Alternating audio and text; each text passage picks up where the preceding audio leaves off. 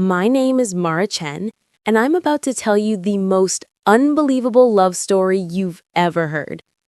3 months ago, if someone had told me I'd fall for a dead jazz pianist through a dating app, I would have recommended therapy. Now?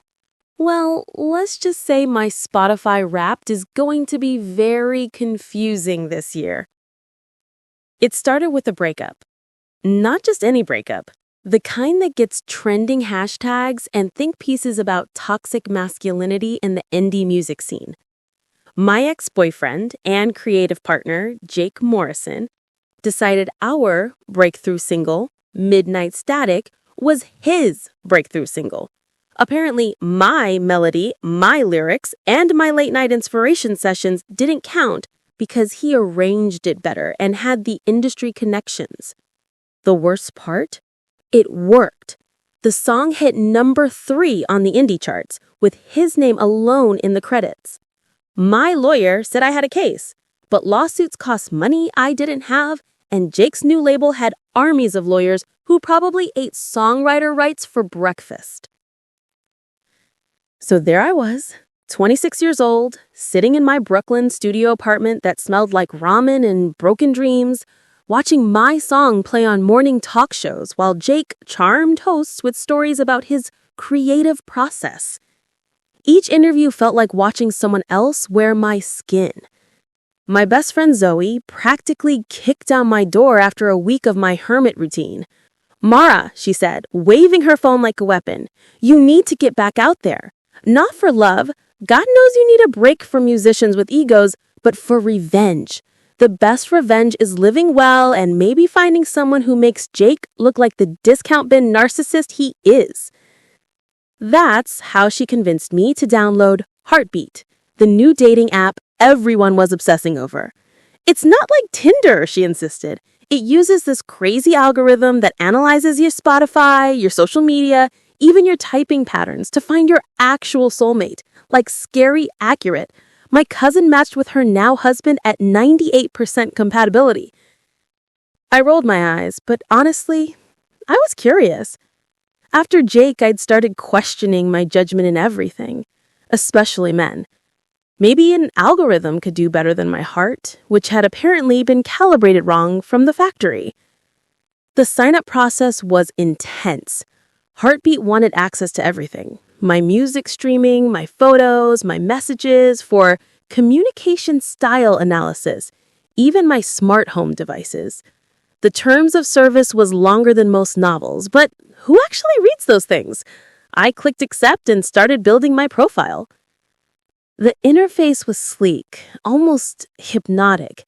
Instead of the usual swipe fest, Heartbeat showed you one match at a time, supposedly your highest compatibility. Quality over quantity, the loading screen promised. Find your frequency. I uploaded my best photos, the ones from before Jake broke my spirit, and wrote what I thought was a clever bio. Songwriter seeking someone who knows the difference between hearing and listening. Bonus points if you can harmonize with my trust issues. Then, I waited. Heartbeat's algorithm apparently needed time to analyze my soul signature. Their words, not mine. The app showed a progress bar moving through different phases. Scanning emotional resonance, mapping creative wavelengths, calculating cosmic compatibility. It felt like watching a very romantic loading screen. 24 hours later, my phone buzzed with a notification that made my stomach flip. "Your perfect match is ready. Compatibility, 100%. 100%.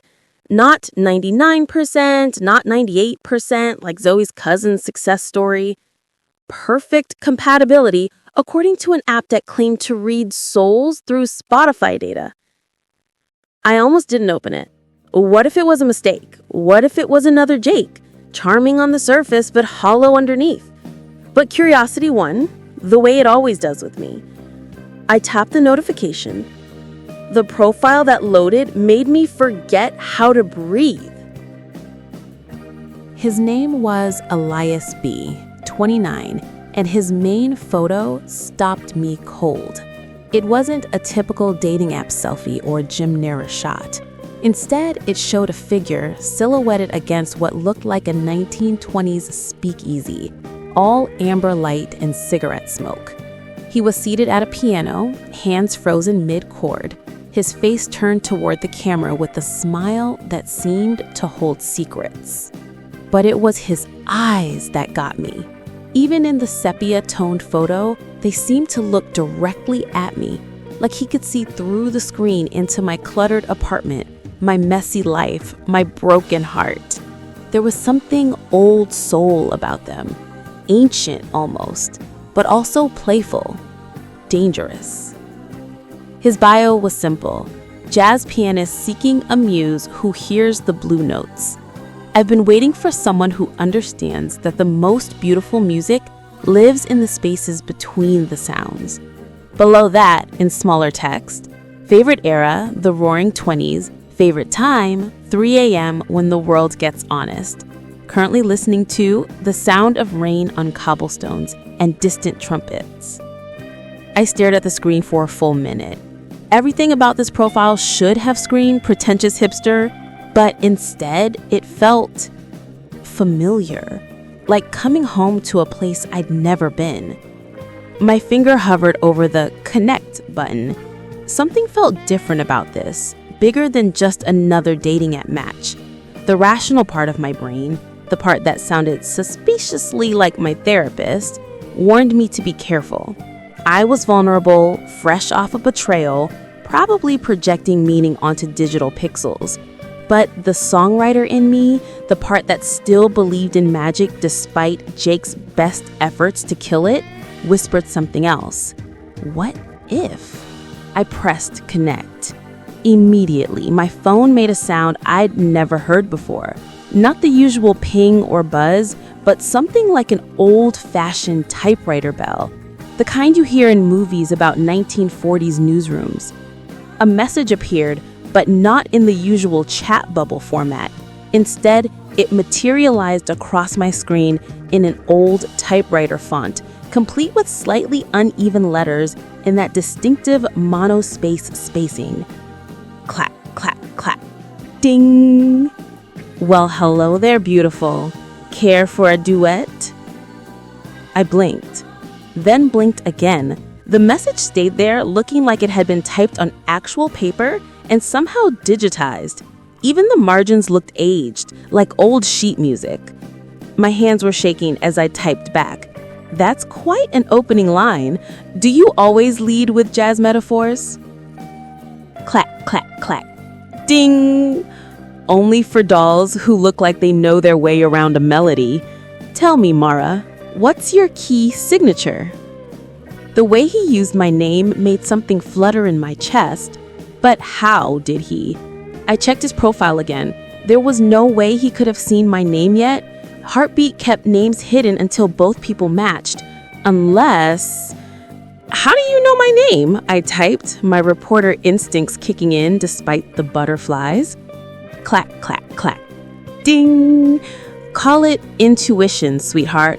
A musician learns to read the room, even a digital one. Besides, a voice like yours leaves echoes. I've been hearing whispers of midnight static in the ether. Beautiful work, by the way. Shame about the credits. My blood went cold. Midnight Static was my song, the one Jake had stolen. But it wasn't exactly a secret. It had been all over indie music blogs and social media. Still, something about the way Elias mentioned it felt too specific, too knowing. You've heard it? I typed. Clack, clack, clack. Ding! Darling, I hear everything. Music doesn't die, it just changes frequencies. That song's been playing in my dreams for weeks. The melody line in the bridge, that descending minor progression with the augmented fourth, pure genius. Very ahead of its time. I stared at my phone screen. The bridge he was describing was the most complex part of the song, the part that had taken me months to perfect. Most people, even musicians, wouldn't notice those specific technical details. Hell, Jake barely understood them when I explained the theory behind it. You really are a jazz pianist, I found myself typing. Clack, clack, clack. Ding. Was, am, always will be. Time's funny like that with music. Speaking of which, check your Spotify, doll. I took the liberty of making you a playlist. That was impossible. Spotify didn't integrate with dating apps like that. And besides, he'd need access to my account. I was about to call him out on the obvious lie when my phone buzzed with a Spotify notification. New playlist shared for Mara, The Blue Notes Collection by Elias B. My mouth fell open. I clicked the notification, and sure enough, there was a playlist with 27 songs I'd never heard of, all from the 1920s jazz era. The cover image was a black and white photo of hands on piano keys, the same hands from his profile photo. But that wasn't the weird part. The weird part was that every single song seemed to echo melodies I'd been humming lately, half-formed ideas I'd been too afraid to develop into full compositions. It was like he crawled inside my head and pulled out the music I'd been afraid to write. I scrolled through the playlist titles: Whiskey Dreams and Broken Things, 3 a.m. Confessions, The Space Between Heartbeats. Each one felt like a conversation I'd been having with myself in the dark hours before dawn. Okay, this is getting weird, I typed, though I was already hitting play on the first track. Clack, clack, clack. Ding! Weird is just another word for wonderful, beautiful. Music has no expiration date. Neither does connection. Play track 7, Midnight Reverie, and listen to the piano solo at 2:14. Tell me you don't hear your own voice in those notes. I skipped to track 7, my heart hammering as I found the timestamp he'd mentioned. A lone piano began to play, the melody haunting and familiar. And at 2:14, the pianist launched into a solo that made my breath catch. It was the melody I'd been humming in the shower that morning. The exact melody, note for note, including that weird little trill I'd added at the end. A melody I'd never written down, never recorded, never shared with anyone. The song was recorded in 1927. I fumbled for my laptop, my hands shaking so badly I could barely type. Elias Beaumont, jazz pianist 1927, went into Google, and the results made my vision blur. Elias Beaumont, 1898 to 1927, prodigious jazz pianist and composer who vanished mysteriously following a recording session at the Blue Moon Studios in Chicago, known for his innovative harmonizations and ability to channel music from the ether, last seen October 31st, 1927, presumed dead. The photo accompanying the article was the same face from the dating profile, same mysterious smile, same knowing eyes, same hands on the piano keys. I was texting with a dead man, or I was having a complete psychotic break. Both options seemed equally likely at this point. Clack, clack, clack. Ding! Found my obituary yet, doll? Don't look so shocked. Death's just another kind of frequency shift. I've been waiting almost a century for someone who could hear me properly. Lucky for both of us, technology finally caught up to the impossible. I should have deleted the app. Any rational person would have deleted the app, blocked the number, maybe called a therapist and scheduled an emergency session. Instead, I found myself typing back, "So what? You're actually dead? Like, legitimately deceased and texting from beyond the grave?"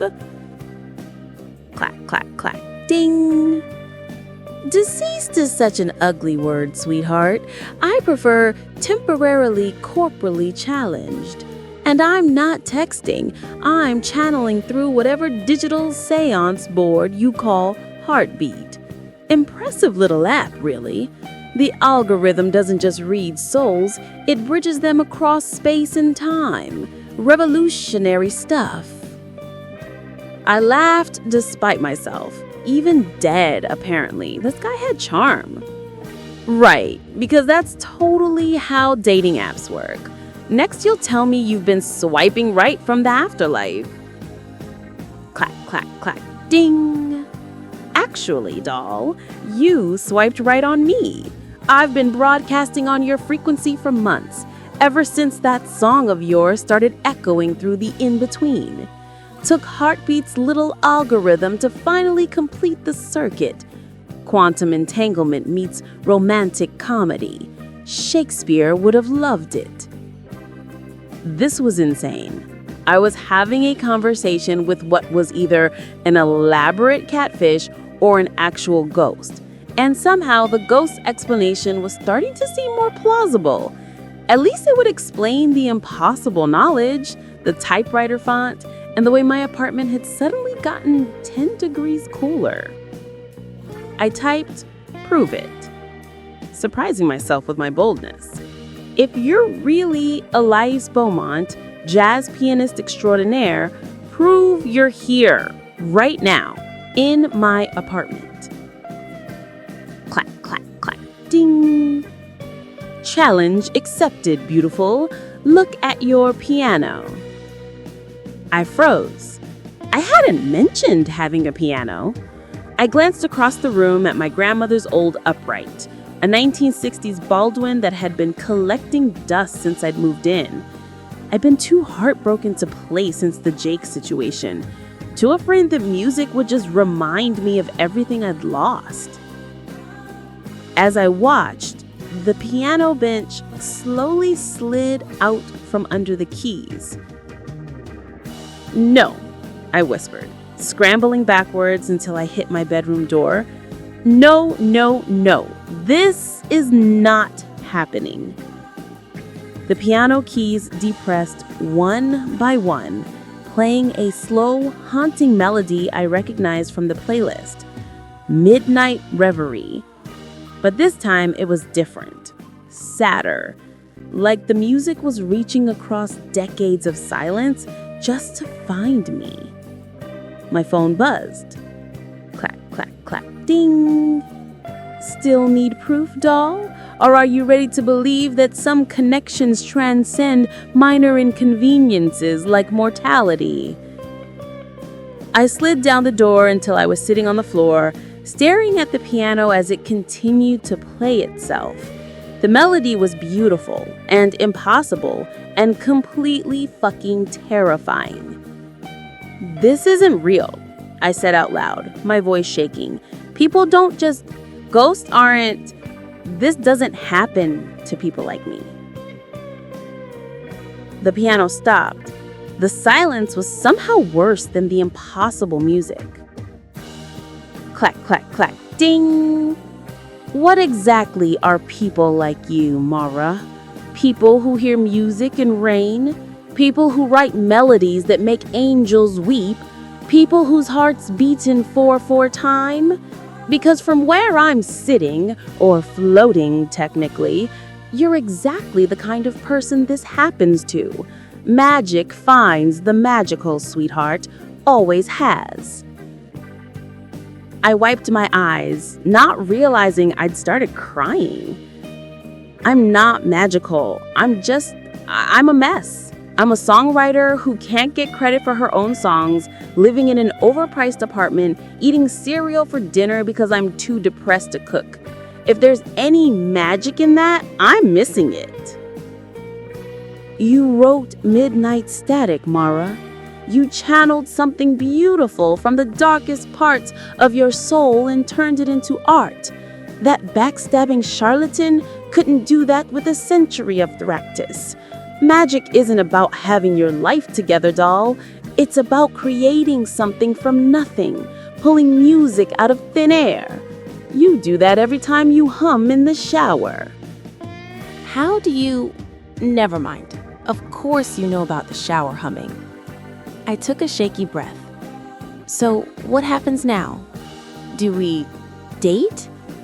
Is that what this is? Because I have to tell you, my last relationship didn't exactly end with a glowing review. Clack, clack, clack, ding. From what I can see of that Jake fellow's aura through the digital static, you're better off without him. Man's got the musical sensitivity of a broken metronome. As for us, well, that depends. Are you brave enough to fall for someone who can't exactly take you to dinner? Someone whose idea of a physical relationship involves cool breezes and piano serenades? I found myself smiling despite everything. Are you asking me out, Elias Beaumont? Clack, clack, clack, ding. I'm asking if you want to know what it's like to be truly heard, Myra Chen. What it's like to create music with someone who understands that the silence between notes is just as important as the notes themselves.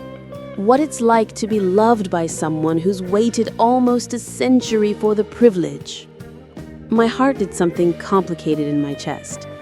That's quite an opening line.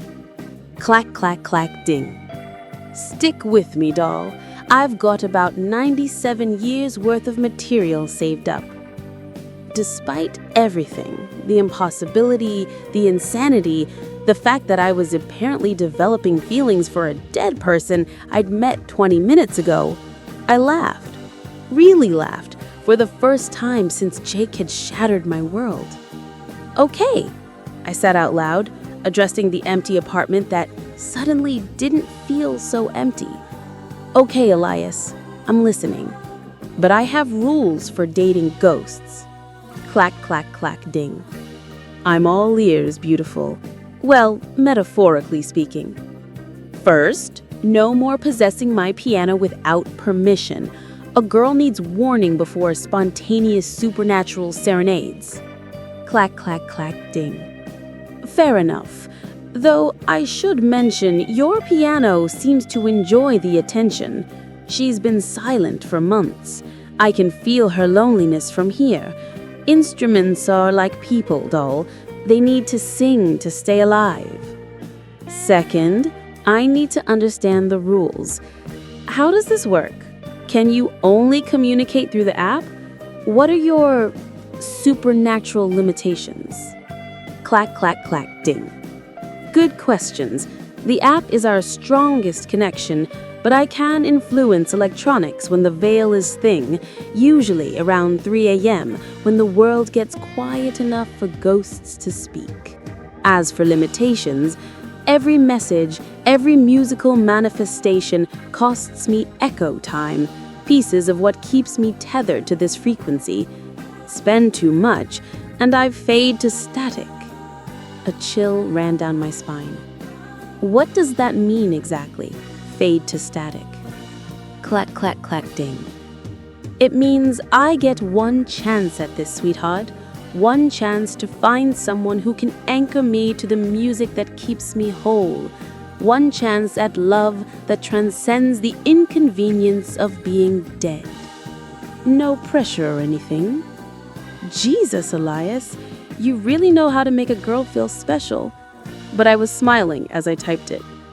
Third rule, we take this slow. I don't care if you've been waiting a century. I just got my heart broken by a living person. I'm not ready to fall for a dead one just yet. Clack, clack, clack, ding! Slow I can do, doll. I've got all the time in the world, literally. Though I should warn you, I'm told I can be quite charming when I set my mind to it. Resistance may prove futile. I rolled my eyes, but I was still smiling. We'll see about that. Fourth rule, no more reading my mind or knowing things you shouldn't know.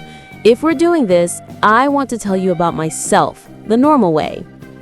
Clack, clack, clack, ding! I'll try to contain my supernatural stalking tendencies, but I make no promises about accidentally knowing which songs make you cry or what key you hum in when you're happy. The music doesn't lie, Mara. It tells me things about you that you probably don't even know about yourself. Like what? The question slipped out before I could stop it. Clack, clack, clack, ding! Like the fact that you've been humming in B minor for weeks. The saddest key, the one that means you're grieving something bigger than just a relationship. like the way your melody lines always reach upward at the end, even when the lyrics are heartbroken, because you can't help but hope. Like the fact that you play air piano when you think no one's looking, and your fingering technique is classically trained, but you think no one will notice. I looked down at my hands, realizing I had indeed been unconsciously fingering piano chords while we talked. Okay, that's eerily accurate and slightly creepy. Clack, clack, clack, ding. I prefer the term romantically observant. And Mara, for what it's worth, B minor is also the key of transformation, grief with the promise of healing. Your subconscious knows something your brain hasn't figured out yet. I stared at the phone screen, at this impossible conversation with this impossible man who seemed to understand me better than I understood myself. Maybe that should have been a red flag. Maybe the whole thing should have been a red flag. But for the first time in months, I felt like someone was actually listening to me. Not just hearing my words, but listening to the music underneath them. All right, dead guy, you've got my attention. What happens next? Clack, clack, clack, ding! Next, beautiful, you get some sleep. It's been a big night. Finding out your perfect match is deceased takes some processing. Tomorrow night, if you're brave enough, I'll show you what a real midnight serenade looks like. Fair warning, it might ruin you for living musicians forever. I yawned, suddenly exhausted by the impossibility of everything. Promises, promises. Good night, Elias. Clack, clack, clack, ding! Sweet dreams, doll. Try not to think too hard about the logical impossibility of falling for a ghost. Logic never wrote a good love song anyway. As I finally headed to bed, I could swear I heard the faint sound of piano music drifting through the apartment walls. Something soft and jazzy and full of promise. It wasn't until I was drifting off to sleep that I realized I was smiling. I woke up at 3:17 a.m. to the sound of my piano playing Clair de Lune. Not the recorded version, the actual physical piano in my living room, keys depressing and releasing in perfect rhythm, the way they would if invisible fingers were dancing across them. For a moment, I lay in bed wondering if I was dreaming, but the music was too perfect, too present. Each note hung in the air like a question waiting to be answered. I grabbed my phone. Sure enough, there was a message waiting in that familiar typewriter font. Clack, clack, clack, ding. Sorry to wake you, beautiful, but 3 a.m. is when the veil gets thin enough for real conversation. Plus, your piano was lonely. She's got quite a voice when she's allowed to sing. I padded to the living room in my pajamas, watching in fascination as the piano played itself. The music was hauntingly beautiful, each phrase building on the last like an old conversation between old friends. She? I typed back, settling onto the couch with a blanket wrapped around me. Clack, clack, clack. Ding. All pianos are female, doll. They hold music in their bellies and birth it into the world. This particular lady has been silent for months. I can feel her heartbreak echoing in her strings. She misses your touch. I stared at the instrument I'd been ignoring since the breakup. Grandmother's piano had been my sanctuary once, the place where I'd written my first songs, worked through my first heartbreak, celebrated my first publishing deal. After Jake, I couldn't bear to touch the keys. Every melody reminded me of what I'd lost. I haven't been able to play, I typed. Every time I sit down, I just remember. The piano music stopped mid-phrase. The silence felt expectant. Clack, clack, clack, ding. Memory is just another frequency, sweetheart. You can tune it out or you can harmonize with it. Want me to show you the difference? Before I could answer, the piano began again, but this time instead of classical pieces, it was playing Midnight Static, my song. But not the Jake's commercialized version with the overproduced drums and auto-tuned vocals. This was the original melody, the way I'd first written it at 2 a.m. with tears in my eyes and hope in my heart. I found myself humming along before I realized what I was doing. The harmony line I'd always heard in my head, but never been able to capture. Clack, clack, clack, ding. There she is, the real Mara, not the one that thieving bastard tried to silence. Keep humming, doll. Let me show you what your song sounds like when it's free. The piano shifted into a key I'd never tried. Not quite major, not quite minor, but something in between that felt like hope and heartbreak dancing together. My melody soared over the top, and suddenly I could hear it. The song I'd actually meant to write, before fear and Jake's criticism had made me second-guess every choice. I was crying and didn't realize it until teardrops hit my phone screen. It's beautiful, I typed with shaking fingers. It's what I heard in my head but could never capture. Quack, quack, quack, ding. That's because you were trying to write for someone else's approval instead of your own truth. Music is like love, Mara. It only works when you stop trying to control it and start letting it control you. The piano transitioned into something new, a melody I'd never heard but that felt instantly familiar, like coming home to a place I'd never been. What is this song? I typed, still humming along. Clack, clack, clack, ding. It's ours, the song we're writing together right now. Your melody, my harmony, 97 years of longing meeting 3 months of heartbreak. Pretty good collaboration for a first date, don't you think? I laughed through my tears. This is the weirdest first date ever. Clack, clack, clack, ding. Stick with me, sweetheart. I've got moves that would make Casanova jealous. Speaking of which, check your Spotify. I may have taken some liberties with your playlists. I opened Spotify and my jaw dropped. Every playlist I'd ever created had been enhanced. Heartbreak anthems now included obscure 1920s torch songs that perfectly captured feelings I'd never been able to articulate. Writing music featured jazz instrumentals that seemed designed to unlock creative blocks I didn't know I had. Even shower songs have been upgraded with period-appropriate pieces about longing and desire that made me blush. But the new playlist is what really got me. Songs Mara hummed, but never wrote down. 14 tracks, all from 1927, all featuring melodies I'd been unconsciously creating over the past few months. Melodies I'd never recorded, never shared, barely even acknowledged to myself. How is this even possible? I typed. I'm sitting at my apartment at 3 a.m., having a philosophical discussion about time-traveling melodies with a dead jazz pianist while my piano plays itself. This is not normal. Clack, clack, clack, ding. Normal is overrated, beautiful. Normal gave you Jake. Normal gave you stolen songs and broken dreams.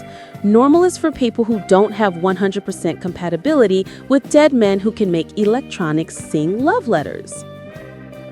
As if to prove his point, my phone speakers began playing a soft jazz ballad I didn't recognize, while the piano provided a counter melody that seemed to respond to every phrase. It was like my apartment had become a recording studio from the 1920s, with the complete warm analog sound that I'd always tried to achieve with expensive software. Show off, I typed, but I was smiling. Clack, clack, clack, ding. I've got decades of seduction techniques to make up for, sweetheart. Besides, you should see what I can do with smart home systems. Your coffee maker's been dying to write you a love song in Morse code. Please don't hack my coffee maker. A girl has to draw the line somewhere. Clack, clack, clack, ding. Fair enough. I'll save the appliance symphonies for our third date. But Mara, tomorrow night, technically tonight since it's already 3:30, Heartbeat is releasing a new feature, something called AR Dates, that lets matches meet in augmented reality. I've managed to influence the beta testing process. If you're brave enough, we could have our first real date, as close to real as possible anyway. My heart did something complicated. What does that mean exactly? Clack, clack, clack, ding. It means you put on some AR glasses and I get to be more than just typewriter text and disembodied piano music. It means you get to see me, doll, the real me.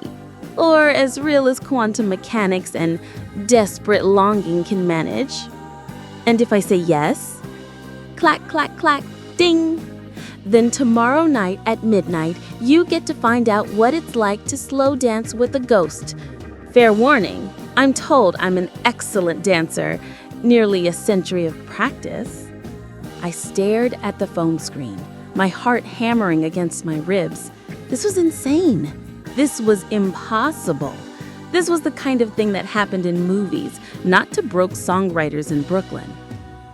But as I sat there listening to the impossible duet between my piano and my phone, feeling more inspired and alive than I had in months, I realized something. Impossible was starting to feel a lot like inevitable. Okay, I typed, before I could talk myself out of it. Okay, Elias, one AR date, but I still think you're completely insane. Clack, clack, clack, ding! Sanity is for people who don't write music that transcends death, sweetheart. Besides, what's the worst that could happen? You're already falling for a dead man. Might as well see what he looks like when he's trying to impress you. The piano music softened to a gentle lullaby, and I found my eyelids getting heavy despite the impossibility of everything. I should get some sleep. Living people need rest, even if dead ones apparently don't. Clack, clack, clack, ding. Sweet dreams, beautiful. Try not to overthink this. Love was never supposed to make sense. If it did, poets would be out of business. As I headed back to bed, the piano played one last song, a gentle, wordless melody that felt like a goodnight kiss made of music. I fell asleep smiling, dreaming of jazz clubs and impossible love stories, while somewhere in the frequency between digital and divine, a ghost planned our first date. The next evening, I stood in front of my bathroom mirror, trying to figure out how to dress for a date with a dead person. What was the etiquette here? Business casual? Little black dress? Full Victorian morning attire? I settled on a vintage-inspired dress I bought but never worn. Dark green silk with Art Deco beading that caught the light when I moved. Something told me Elias would appreciate the 1920s aesthetic. At 11:45 p.m., my phone buzzed with a heartbeat notification. Your AR date experience is right. Put on your compatible headset and prepare for magic. I'd bought the AR glasses that afternoon, spending money I definitely didn't have on the latest model that Heartbeat recommended. As I slipped them on, my apartment dissolved into loading screens and digital static. Click-clack. Click-clack. Ding! Ready for this, beautiful? Fair warning, I clean up pretty well for a dead guy. As ready as someone can be for their first supernatural date, I typed on my phone, which still functioned as our communication device even in AR mode. The static cleared, and suddenly I wasn't in my apartment anymore. I was standing in the most beautiful speakeasy I'd ever seen. Rich mahogany paneling lined the walls, dimly lit by Art Deco sconces that cast warm pools of amber light. Round tables were scattered throughout the space, each topped with flickering candles and crystal glasses that seemed to hold liquid starlight. A stage dominated the far end of the room, complete with a grand piano that gleamed like black water under the spotlights. But it was the figure at the piano that made my breath catch. Elias Beaumont in the flesh, or the digital approximation of flesh, anyway.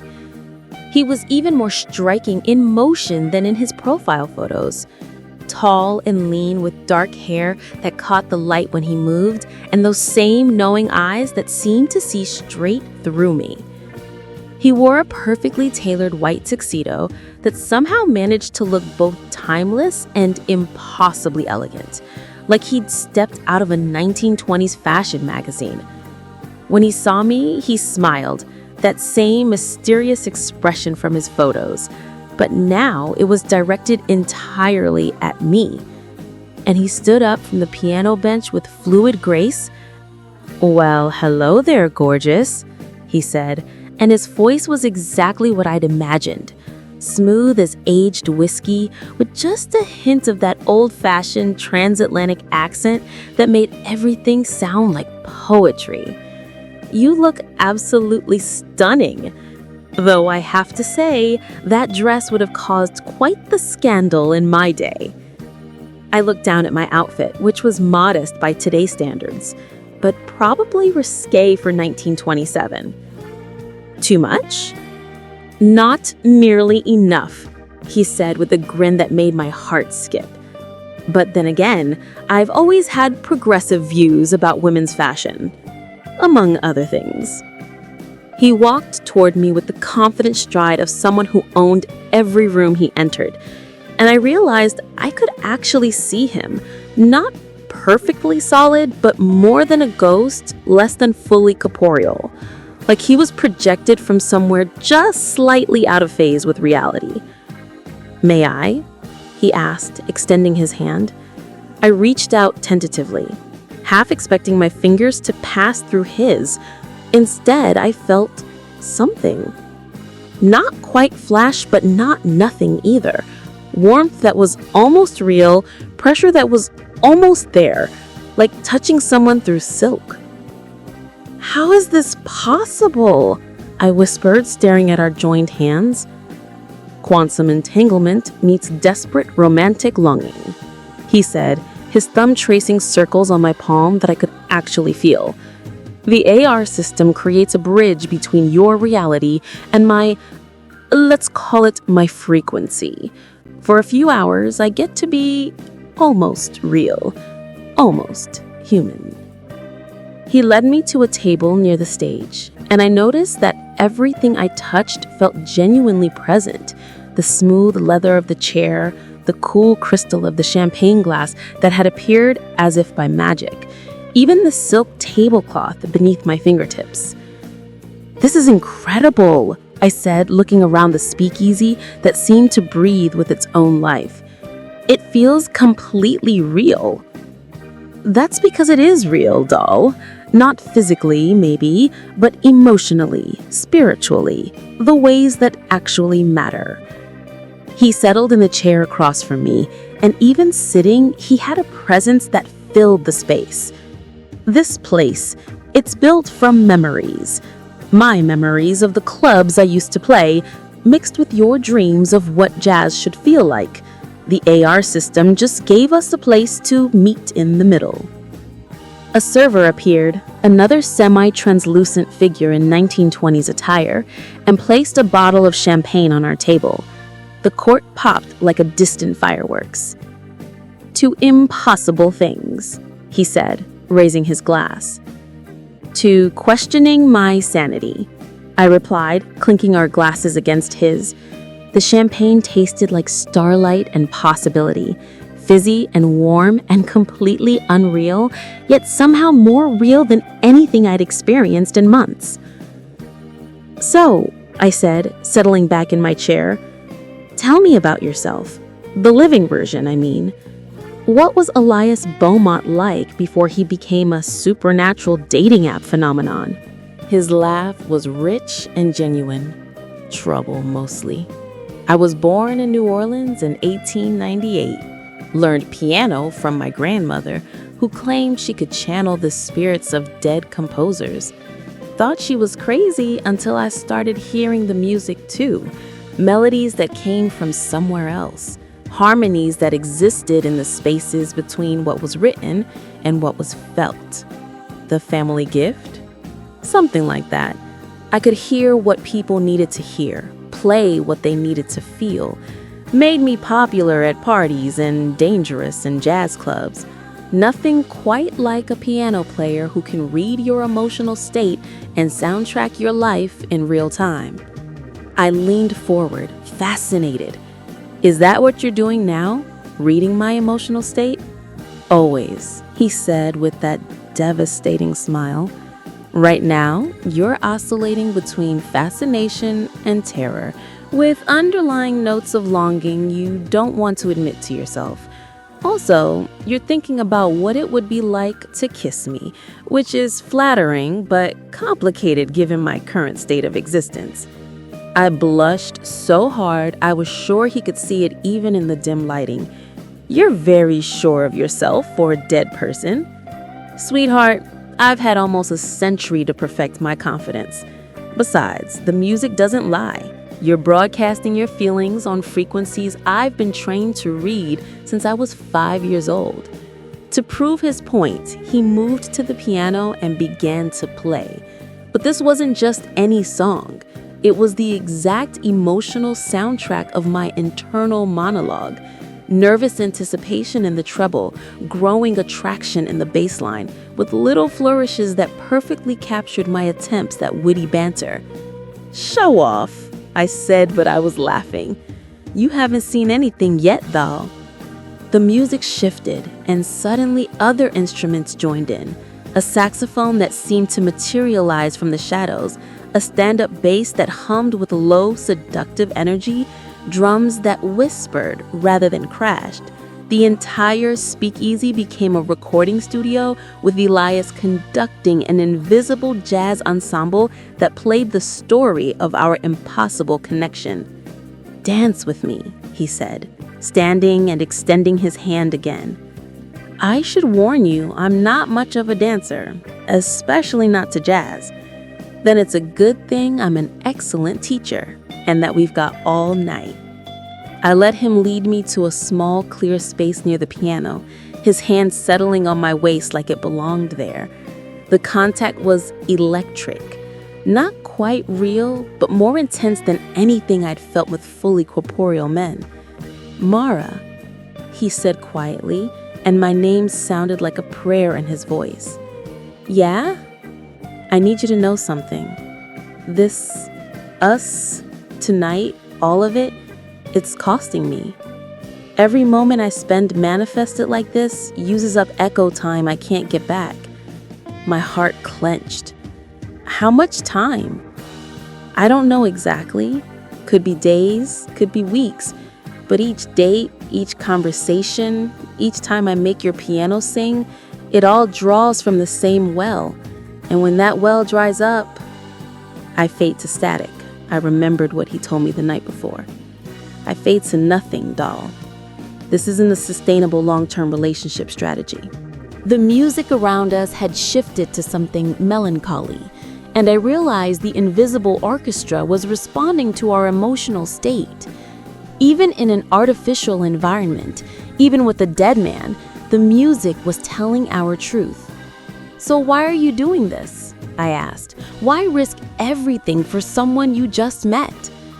Because, he said, cupping my face in hands that were almost real.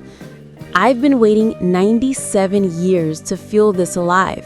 Because your music called to me across decades, and I finally know what it means to have a home frequency. Because loving you feels worth the risk of disappearing entirely. Elias, I'm not asking you to make any promises, beautiful. I'm just asking you to let me love you while I can.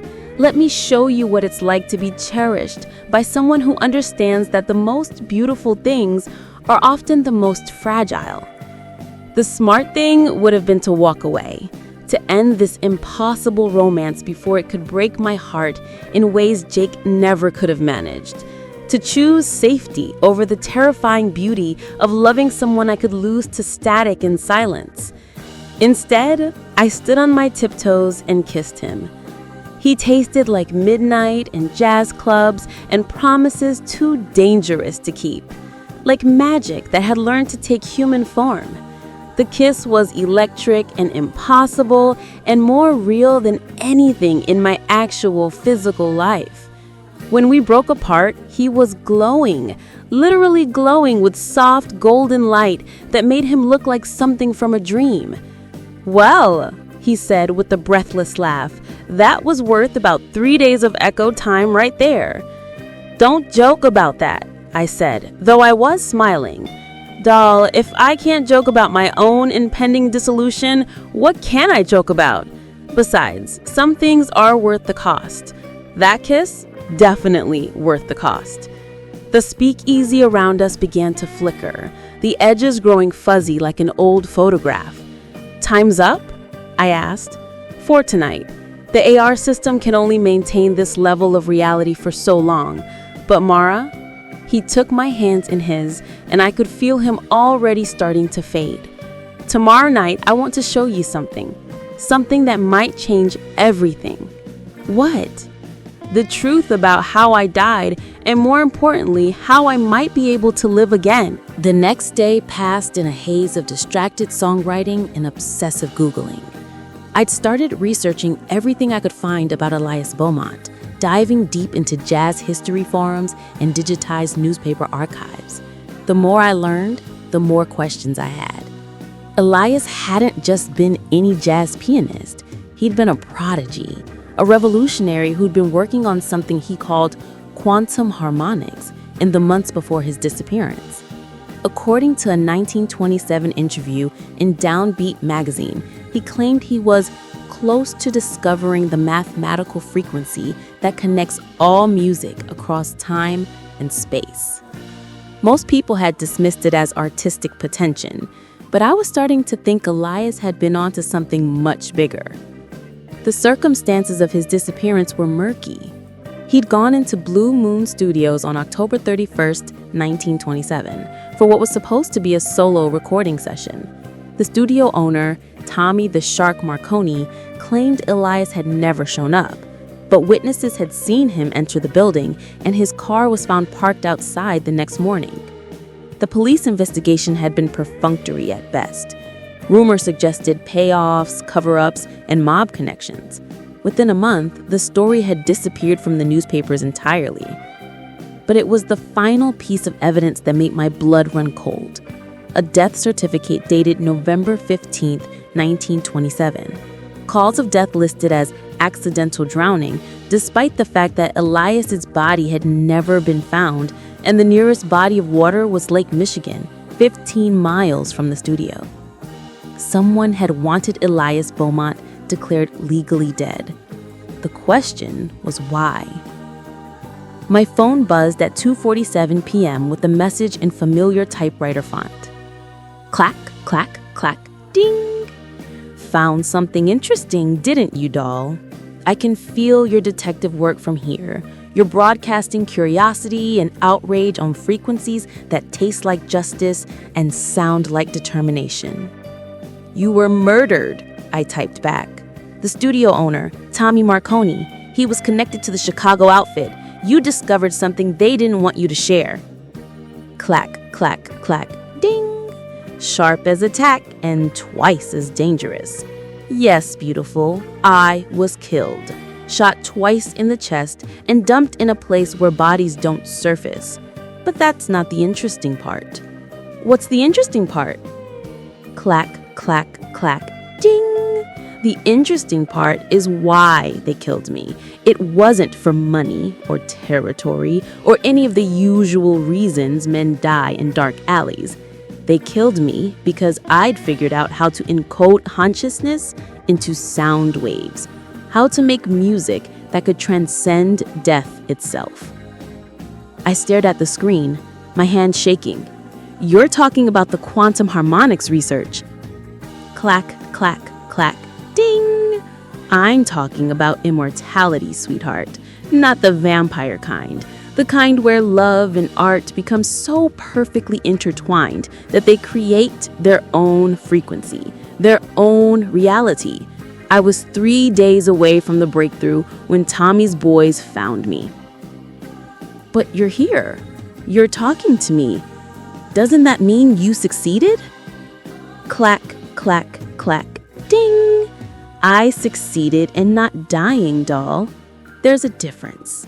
My consciousness got caught in the music itself, trapped between frequencies, existing in the spaces between notes. For 97 years, I've been background static in the universe's symphony, waiting for someone who could hear me clearly enough to complete the circuit. My heart was hammering now. And that someone is me? Clack, clack, clack, ding! That someone is you. Your music, your melodies, your perfect pitch, and emotional resonance. You're the other half of the equation I couldn't solve in 1927. Together, we might be able to do something unprecedented. Which is... clack, clack, clack, ding! Bring me back to life. Not as a ghost, not as an echo, but as a living, breathing man who can love you the way you deserve to be loved. All it requires is a sacrifice that might destroy everything you've worked for as an artist. I sat in stunned silence for a long moment, staring at the impossible proposition on my phone screen. "Tell me," I finally typed. Clack, clack, clack, ding! "Tonight, Mara. Meet me in the AR space at midnight, and I'll show you everything. The truth about my research, the truth about what killed me, and the truth about what we might be able to accomplish together. Fair warning, once you know, you can't unknow. And once we start down this path, there's no guarantee either of us survives it." That night in the AR speakeasy felt different. The atmosphere was charged with possibility and danger, like standing on the edge of a cliff in a lightning storm. Elidas was there waiting for me, but he seemed less solid than before, his edges flickering like a TV with bad reception. "You're fading," I said as soon as I materialized in the digital space. "Faster than I'd like," he admitted. His voice carried subtle distortion that hadn't been there the night before. "Manifesting in AR takes more energy than simple text messages. I've got maybe a week left at this rate, less if we keep having elaborate supernatural dates." "Then we need to make this count. Show me what you discovered in 1927. The speakeasy around us shifted and changed, walls sliding away to reveal what looked like a 1920s recording studio. Massive horn speakers dominated one corner, while primitive recording equipment covered tables throughout the space.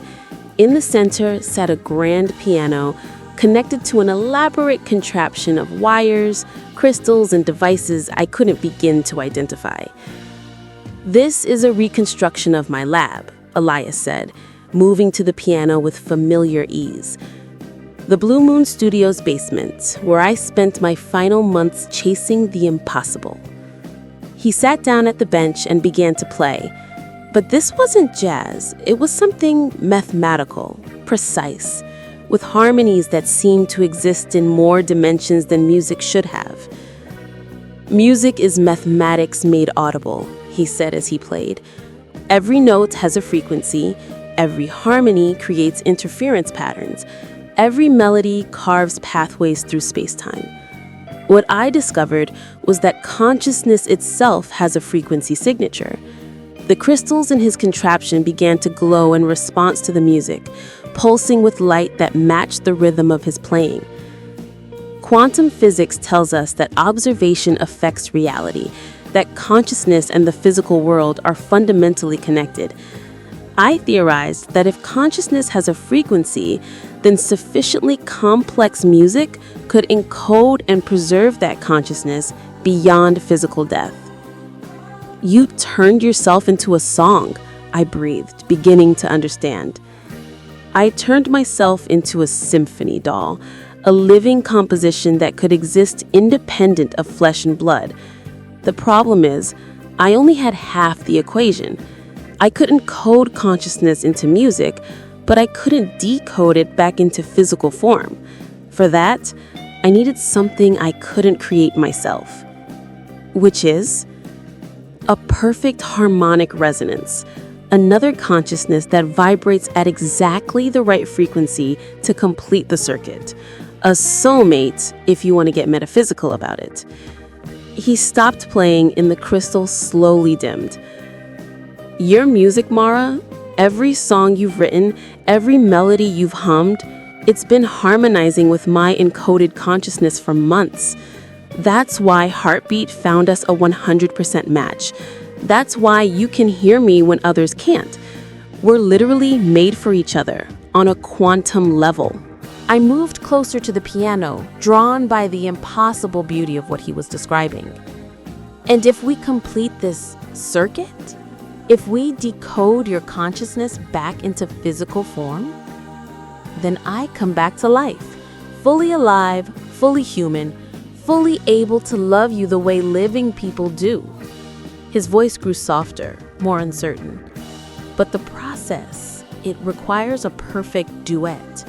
Music so harmonically aligned that it creates a resonance cascade between our consciousness frequencies. That sounds amazing. What's the catch? The catch, he said, standing and moving away from the piano, is that the process would drain your musical gift entirely. The part of you that hears melodies, that creates harmonies, that makes you the songwriter you are, it would all be channeled into bringing me back. You'd save me, but you'd lose the very thing that makes you yourself. The words hit me like a physical blow. I'd never write music again? You'd never hear music the same way again. It would become just sound, just noise. Beautiful maybe, but not magical. Not the transcendent force that connects you to the universe. You'd become musically ordinary. I sank into a chair, the weight of the choice settling over me like a shroud. So I can have love or music, but not both. I'm afraid so beautiful. And before you say anything noble about being willing to make that sacrifice, remember what losing your music would mean. It's not just your career, your passion, your identity. It's your connection to the divine frequency that makes you who you are. Without it, you might not even be capable of loving me the way you do now. The speakeasy flickered around us, responding to the emotional turbulence of the revelation. The warm lighting grew cold, the jazz music fading to discordant whispers. There's something else, Elias continued, as his form grew even more translucent. Even if we attempt the process, there's no guarantee it would work. Quantum consciousness transfer has never been successfully tested. We could both be destroyed. You losing your gift for nothing, me dissolving into static permanently. And if we don't try, then I fade away over the next few days, and you're left with memories of the most impossible love story in human history. You keep your music, but you lose me forever. I sat in stunned silence, trying to process the magnitude of what he was offering. Love or art, heart or soul. The choice that every artist fears they'll someday have to make. How long do I have to decide? I asked finally. The lunar eclipse tomorrow night creates optimal conditions for consciousness transfer. Something about the gravitational alignment makes the veil between realities particularly thin. If we're going to try this, it has to be then. 24 hours to decide whether to give up everything I am for someone I've known for 3 days? I know how it sounds, doll. I know how insane this whole thing is. If there were any other way, but there isn't. No, there isn't. The AR environment began to dissolve around us, his echo time clearly running low. But before it faded completely, Elias moved closer, taking my hands in his flickering grasp. Mara, I need you to understand something. If you choose your music over me, I won't blame you. Art is sacred. Creativity is divine. What you can create with your gift might touch more lives, might matter more to the world than one impossible love story. "Don't," I whispered, tears streaming down my face. "Don't make this easier for me to walk away." "I'm not trying to make it easier, beautiful.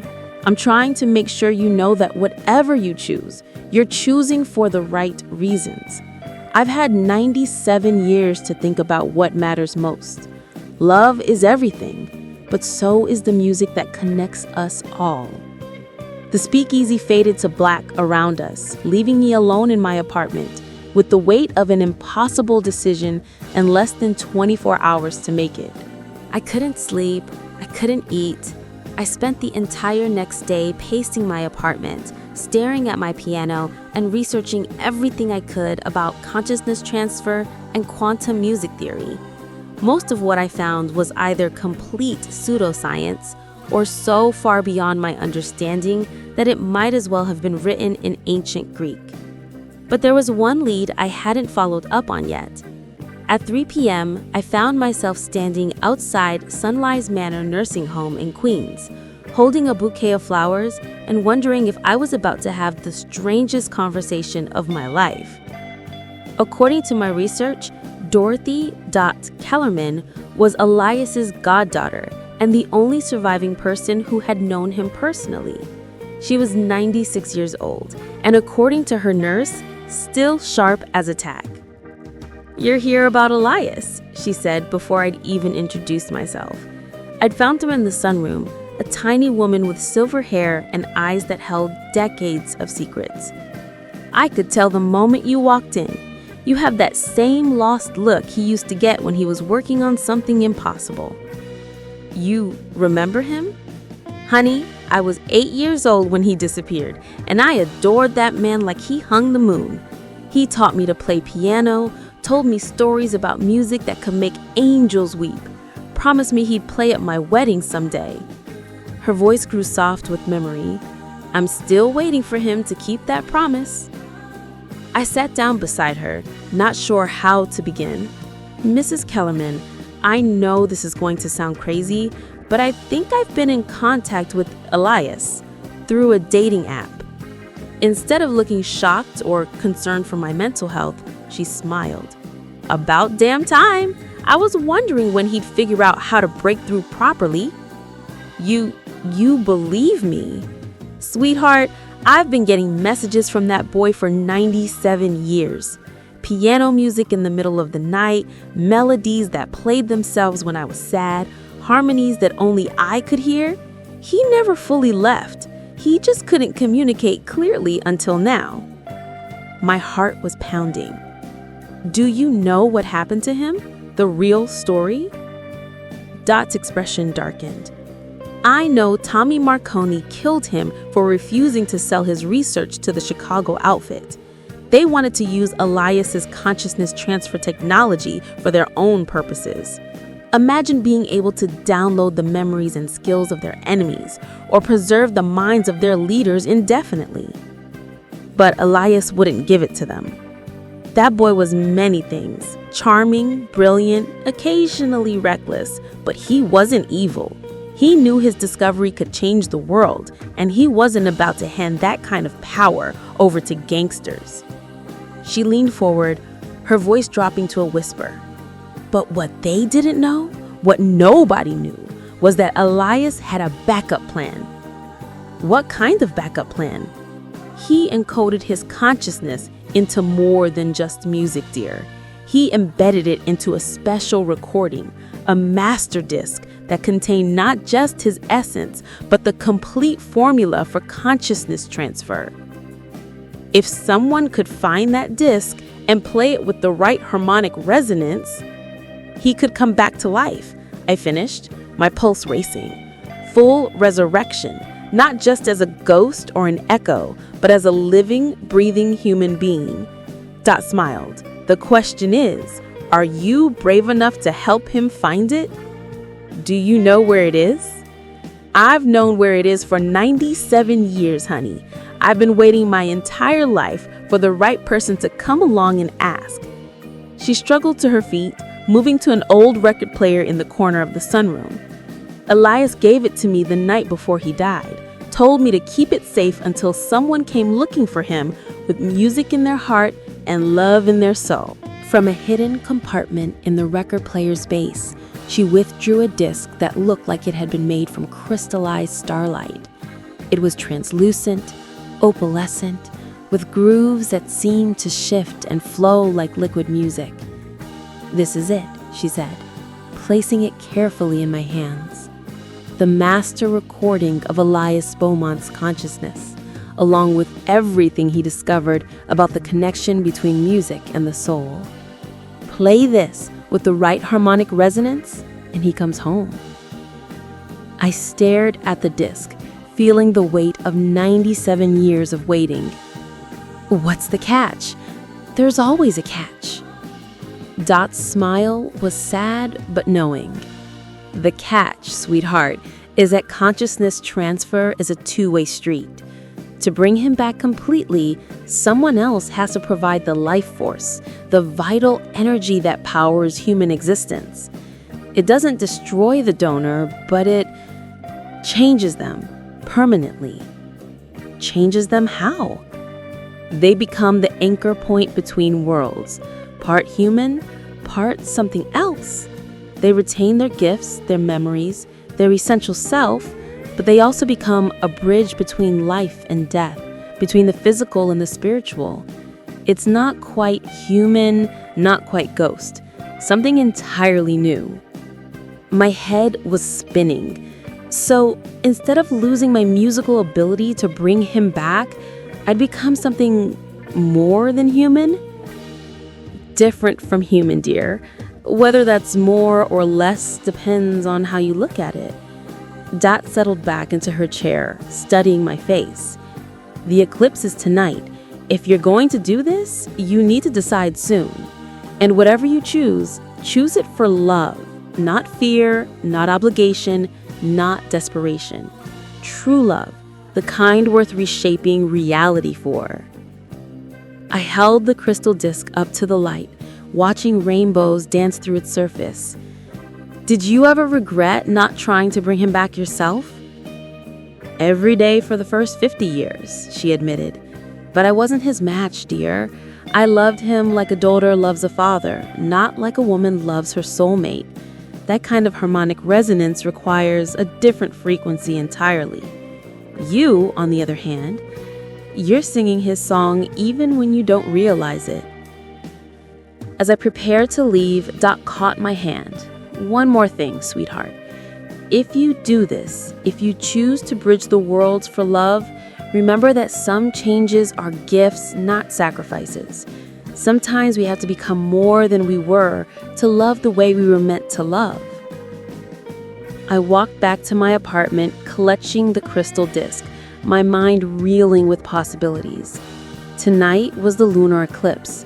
Tonight, I would have to choose, not just between love and art, but between humanity and something entirely unprecedented.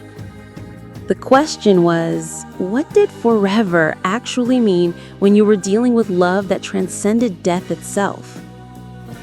The lunar eclipse began at 11:47 p.m., painting my apartment in shades of copper and shadow.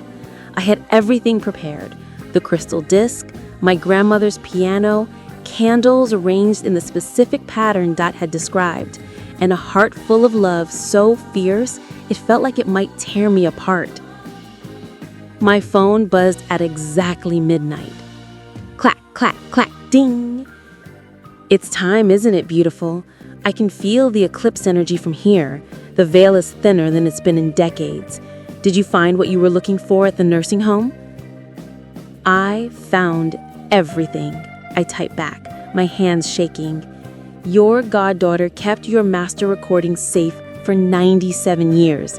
Elias, there's something you need to know about the consciousness transfer. It's not what we thought. Clack, clack, clack, ding. Tell me. I explained everything Dot had revealed. The crystal disc, the two-way energy transfer, the transformation that would make me something between human and spirit. As I typed, I could feel the eclipse energy building around me, making the air itself seem to hum with possibility. clack, clack, clack, ding. Christ, Mara, you'd become a bridge between worlds? That's not human anymore. That's something entirely unprecedented. Are you scared? Clack, clack, clack, ding. Terrified. Not of coming back to life. I wanted that for nearly a century, but terrified of what it would cost you. What if you regret it? What if becoming something other than human changes you in ways we can't predict? I looked at the crystal disc gleaming in the moonlight, then at my piano, where we'd shared so many impossible moments. The choice was clear now, not between love and music, but between fear and faith. Elias, I said out loud, knowing somehow that he could hear me better during the eclipse. I've spent my whole life playing it safe. Safe choices, safe music, safe relationships. Look where it got me. Betrayed by a man who saw my art as something to steal, alone in an apartment, too afraid to touch my piano because it might remind me of everything I'd lost. The candles flickered as if in response to my words. Then you showed up, I continued, this impossible, beautiful, infuriating ghost who saw my music not as something to take, but as something to harmonize with, who made me remember why I fell in love with songwriting in the first place, who made me feel like the magic I'd lost might not be gone forever. I placed the crystal disc on the piano, where it began to glow with soft, otherworldly light. I don't want to be human if being human means being small, if being human means choosing fear over love, safety over possibility. Whatever I become by bridging worlds, it can't be worse than what I was becoming without you. Clack, clack, clack. Ding! Mara, are you absolutely certain? Once we start this process, there's no going back. No take-backs, no do-overs. You'll be changed forever. I'm already changed forever, I said, pressing play on the crystal disc. The question is whether I'm brave enough to choose the change that leads toward love instead of away from it. The music that came from the disc was unlike anything I'd ever heard.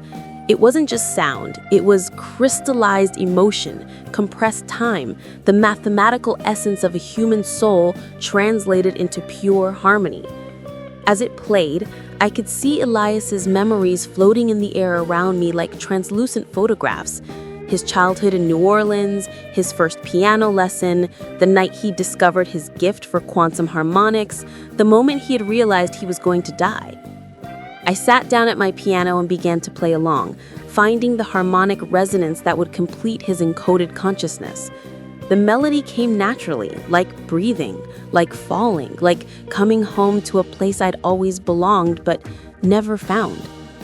The eclipse energy swirled around us, and suddenly Elias was there, not in AR, not as a digital projection, but actually present in my apartment.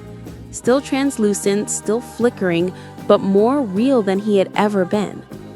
"Keep playing," he said, his voice echoing from everywhere and nowhere at once. "The resonance is building, but we need perfect harmonic alignment for the transfer to complete." I played harder, pouring everything I had into the music. My love, my fear, my hope, my willingness to become something unprecedented for the chance at forever. The crystal disc spun faster, its light growing brighter, casting rainbow fractals across the walls. That's when I felt it beginning. It started as warmth spreading through my chest, like drinking starlight. Then it became something more, a stretching sensation, as if my soul was expanding beyond the boundaries of my physical form. I could feel myself becoming a bridge, a conduit between the world of the living and the realm where Elias had been trapped for nearly a century. "It's working," he breathed, and I could see him growing more solid with each passing moment. "Mara, it's actually working." But something was wrong. The music from the disc was changing, becoming discordant, aggressive. The light wasn't just rainbow bright anymore. It was harsh, almost violent. "Elias," I called out, my voice strained with effort. "Something's happening. The harmonics are shifting." His eyes widened in realization. "It's not just my consciousness on that disc. There's something else, some kind of override program. Mara, stop playing. Stop now." But I couldn't stop. My hands were locked to the keys, moving of their own accord, playing a melody that felt hostile, invasive. Through the swirling eclipse energy, I could see other figures materializing in my apartment. Men in 1920 suits with cold eyes and colder smiles. "Well, well," said a voice like broken glass and cigarette smoke. "Elias Beaumont, back from the dead, and he brought us a new toy to play with." The eclipse energy swirled around us, and suddenly Elias was there. Not in AR, not as a digital projection, but actually present in my apartment. Still translucent, still flickering, but more real than he'd ever been. "Keep playing," he said, his voice echoing from everywhere and nowhere at once. "The resonance is building, but we need perfect harmonic alignment for the transfer to complete." I played harder, pouring everything I had into the music. My love, my fear, my hope, my willingness to become something unprecedented for the chance at forever. The crystal disc spun faster, its light growing brighter, casting rainbow fractals across the walls. That's when I felt it beginning. It started as warmth spreading through my chest like drinking starlight. Then it became something more, a stretching sensation, as if my soul was expanding beyond the boundaries of my physical form. I could feel myself becoming a bridge, a conduit between the world of the living and the realm where Elias had been trapped for nearly a century. "It's working," he breathed, and I could see him growing more solid with each passing moment. "Mara, it's actually working." But something was wrong. The music from the disc was changing, becoming discordant, aggressive. The light wasn't just rainbow bright anymore. It was harsh, almost violent. "Elias," I called out, my voice strained with effort. "The harmonics are shifting." His eyes widened in realization. "It's not just my consciousness on that disc. There's something else. Some kind of overwrite program. Mara, stop playing. Stop now." But I couldn't stop. My hands were locked to the keys, moving of their own accord, playing a melody that felt hostile, invasive. Through the swirling eclipse energy, I could see other figures materializing in my apartment. Men in the 1920s suits, with cold eyes and colder smiles. "Well, well," said a voice like broken glass and cigarette smoke. "Elias Beaumont back from the dead, and he brought us a new toy to play with." Tommy, the shark Marconi, stepped forward, looking exactly as he had in 1927, except for the bullet hole in his forehead and the malevolent glow around his form. Behind him were 3 other figures, all bearing the telltale signs of violent death, all radiating the same predatory hunger. "You didn't think you were the only one who figured out how to cheat death, did you, piano boy? Took us a few decades to crack your little consciousness code, but we got there eventually. Been waiting in the digital dark for someone to play that disc, someone with enough life force to pull us all back into the world." Elias moved protectively in front of me, though in his current state, he was barely more substantial than smoke. "Leave her alone, Tommy. Your quarrel is with me." "Oh, but she's perfect," Tommy purred, circling us like a shark scenting blood. "Young, talented, overflowing with that beautiful creative energy. Do you know what we can do with a consciousness bridge? We can use her to pull anyone we want, anytime we want. Every dead gangster, every murdered sociopath, every twisted soul that's been waiting in the digital afterlife for a second chance." I tried to stop playing, tried to break the connection, but the music had taken on a life of its own. The eclipse energy was feeding it now, and it was feeding on me in return, draining my life force to power the resurrection of monsters. "The best part," Tommy continued, "is that she can't stop it. The bridge, once opened, stays open until the anchor point is completely drained. She'll bring us all back to life, and then she'll die powering our return. Poetic justice, don't you think?" "Like hell," Elias snarled, and suddenly he was blazing with golden light, his form becoming more solid by the second. "You want to drain someone's life force? Try mine." Before I could protest, he placed his hands over mine on the piano keys, and the music changed again. Instead of drawing energy from me, he was channeling his own essence directly into the disc, overriding Tommy's resurrection program with something far more powerful: 97 years of accumulated love, longing, and determination. "Elias, no!" I screamed, feeling him growing weaker as even his touch broke Tommy's hold over the music. "You'll fade to nothing." "Better nothing than watching them destroy you, beautiful. Some sacrifices are worth making." But I wasn't about to let him martyr himself for my sake. If becoming a bridge between worlds had taught me anything in the last few minutes, it was that love was stronger than death, and creativity was stronger than destruction. I closed my eyes and reached deep into the new part of myself, the part that existed between life and death, between human and spirit. I found the connection that linked me to every soul that had ever lived, every song that had ever been written, every love story that had ever transcended the boundaries of mortality. And I began to compose. Not just music, but reality itself. I rewrote the harmonic frequencies that governed the eclipse ritual, changed the fundamental equations that powered consciousness transfer. Instead of draining life force to resurrect the dead, I created a feedback loop that would send Tommy and his gang back to whatever hell they'd crawled out of, while bringing Elias fully into life. "Impossible!" Tommy gasped, as his form began to flicker and fade.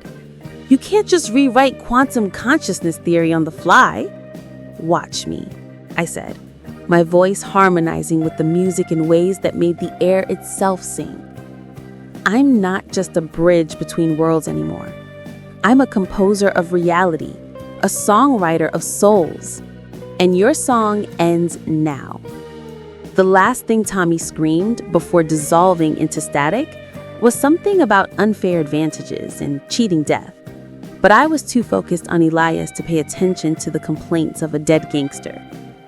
My ghost was becoming solid, warm, real. The golden light around him was intensifying, and I could feel his consciousness settling into physical form like music finding its perfect key. The crystal disc cracked and shattered, its purpose finally fulfilled, just as the lunar eclipse reached totality and my apartment filled with silver red light that made everything look like we were inside a photograph of a dream.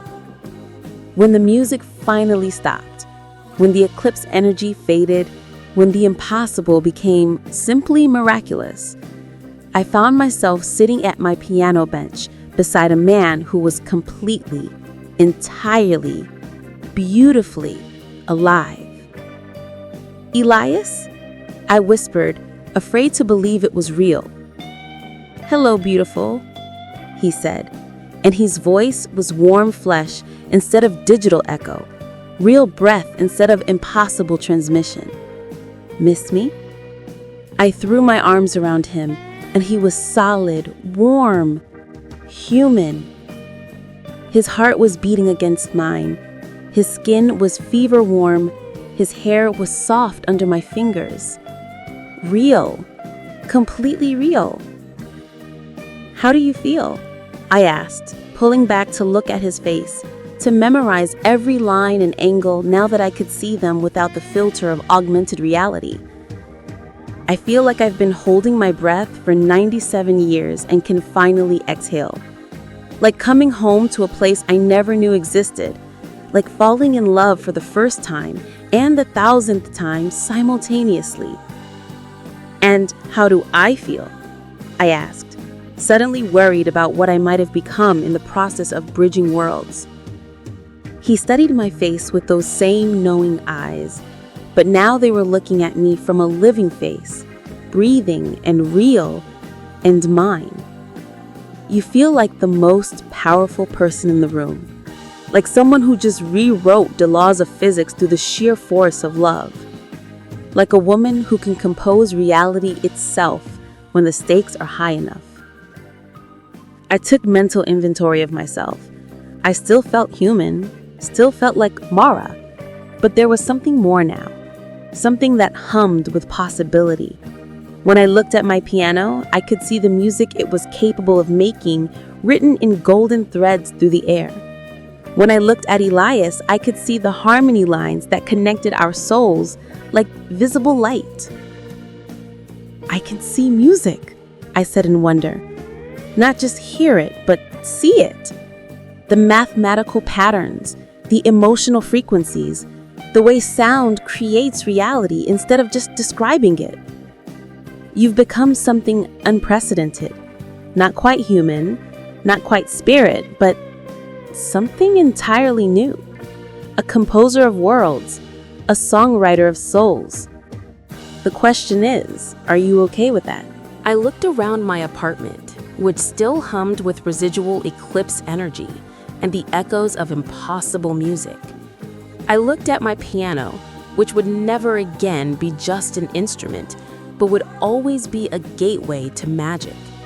I looked at Elias, alive and real and perfect in ways that transcended physical beauty. "Ask me again in 50 years, I said, standing up and pulling him with me. "Right now, I'm too busy being happy to worry about the implications of becoming a supernatural force of nature." He laughed, that same rich, warm laugh I'd fallen in love with through a phone screen, but now it was vibrating through actual vocal cords, actual breath, actual life. "In that case," he said, spinning me around my living room like we were still dancing in an AR speakeasy, "what do you say we celebrate? I've got 97 years of living to catch up on, and I'd like to start with kissing you without worrying about echo time or digital limitations."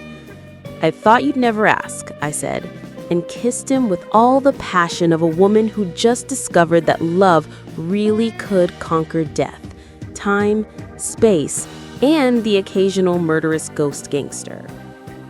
He tasted like midnight and possibility and the promise of forever, but this time the forever was real. 6 months later, I was standing on the stage of the Blue Note Jazz Club, adjusting the microphone and looking out at a packed house that had come to hear Mara and the Ghost-like Quartet, the band name I'd chosen both as a tribute to Elias and as a subtle nod to the supernatural circumstances that had brought us together. The record label deal I'd been offered for Midnight Static was long gone, but that was fine. We'd recorded our own album, a collection of songs that existed at the intersection of 1920s jazz and contemporary indie folk, with harmonies that seemed to bend space-time and melodies that made people cry without understanding why. The critics called it hauntingly beautiful and otherworldly, which was more accurate than they realized. When you can literally see the emotional frequencies in music, it turns out you can craft songs that reach directly into people's souls and rearrange their feelings like sheet music. "Ready for this, doll?" Elias asked, settling behind the piano that had become as much his as mine. He'd adapted to the 21st century with surprising ease, though he still insisted on calling me beautiful and sweetheart in that old-fashioned way that made my heart flutter every single time. Ready as I'll ever be for our first public performance as a living couple instead of a supernatural long-distance relationship, I said, earning last from our drummer Jake. Not that Jake. This one was a sweetheart who'd never stolen so much as a melody, and our bassist Carmen, who knew nothing about our unusual origin story, but had perfect pitch and an intuitive understanding of impossible harmonics. The thing about becoming a bridge between worlds was that I'd gained abilities I was still learning to control. I could sense the emotional state of everyone in the audience, could literally tune the room's energy by adjusting our musical frequencies. Tonight, I could feel the mixture of anticipation, curiosity, and hope radiating from the crowd like visible warmth. "This first song," I said into the microphone, "is called Echo Time. It's about love that transcends the boundaries we think are fixed, about connection that exists outside of conventional space and time, and about the courage it takes to believe in impossible things." As we began to play, I caught sight of Dot in the front row, beaming with pride and perhaps a little supernatural satisfaction at seeing her godson finally playing the music he was meant to create. Beside her sat my best friend Zoe, who'd taken the whole "my boyfriend used to be a ghost" revelation remarkably well, considering. The song itself was a duet between Elias's piano and my voice, with harmonies that seemed to make the air itself shimmer. I could see the music as we created it, golden threads of melody weaving between us, silver harmonies that connected our souls in ways visible to anyone who knew how to look. Halfway through the bridge, my phone lit up on the piano with a familiar notification sound. For just a moment, panic flashed through me. What if the whole thing was a dream? What if Elias was still trapped in digital static? But when I looked at the screen, I saw not typewriter font, but a regular text message sign. I glanced at Elias, who was grinning at me from behind the piano, his very real, very alive hands dancing across keys that responded to his physical touch instead of supernatural influence. "Show off," I mouthed at him, and he winked in response. As we finished the song to thunderous applause, I realized something that filled me with quiet joy. This was just the beginning.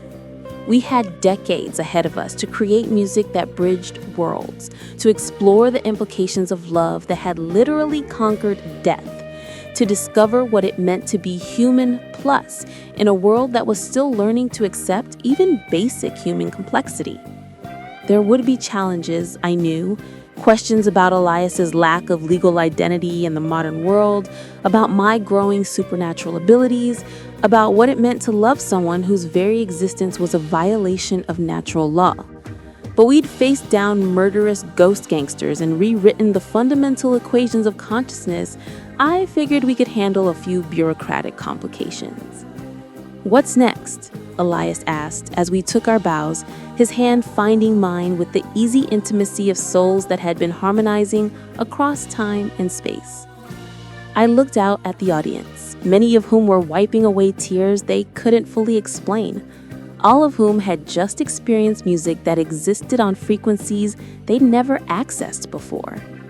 I thought about the songs we still had to write, the love story we were still composing one impossible moment at a time, the reality we were still learning to shape through the sheer force of harmonic resonance. "Everything," I said, squeezing his hand. "We do everything." As we left the stage to calls for an encore, I caught sight of my phone screen one more time. A new notification had appeared, this one not from Elias, but from Heartbeat itself. "Congratulations, you and Elias B have achieved perfect harmonic resonance. Your love story has been selected as a featured success story. Would you like to share your experience with other users seeking transcendent connection?" I laughed, imagining the testimonial. 5 stars, Heartbeat helped me find my soulmate across the boundaries of life and death. Minor side effects include becoming a supernatural force of nature and the occasional homicidal ghost gangster, but overall, highly recommend for anyone looking for love that literally defies the laws of physics.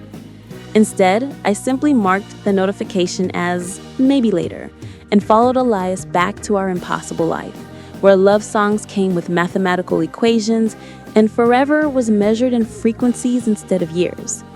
After all, some stories are too beautiful to be believed, too magical to be shared, and too perfect to be anything but absolutely, impossibly real. The encore, it turned out, was just the beginning. 1 year later, I'm writing this story in our apartment, the same apartment where I first swiped right on a ghost, though it's been significantly upgraded with better soundproofing and a recording studio that exists partially in the space between worlds. Elias is at his piano, working on a piece he calls Quantum Lullabies, songs designed to help people access the frequencies where dreams and reality intersect. He's become something of a sensation in both the musical and scientific communities, the first documented case of consciousness successfully transferring between digital and physical existence. The researchers studying him are baffled. The musicians collaborating with him are inspired. The government agents occasionally checking on us are deeply confused but generally harmless. As for me, I've learned to navigate my role as a bridge between worlds with something approaching grace. I can tune into frequencies that don't technically exist, compose music that affects reality at a quantum level, and occasionally communicate with other souls who exist in the digital in-between.